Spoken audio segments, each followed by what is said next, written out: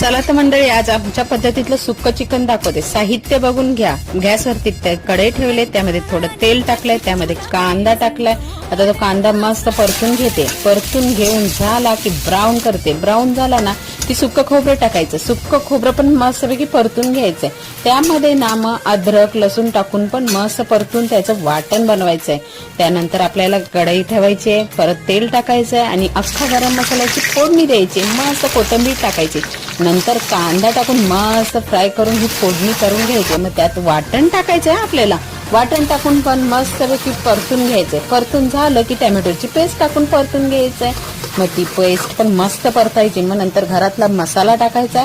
मसाला पण टाकून मस्त परतून घ्यायचंय तेल सुटेपर्यंत. नंतर त्यात कस्तुरी मेथी पण टाकून मस्त परतून घ्यायचंय. हळद मीठ लावलेलं चिकन पण टाकायचंय. त्यामध्ये परतायचंय. मस्त परतून तेलावर झालंय चिकन सुक्का.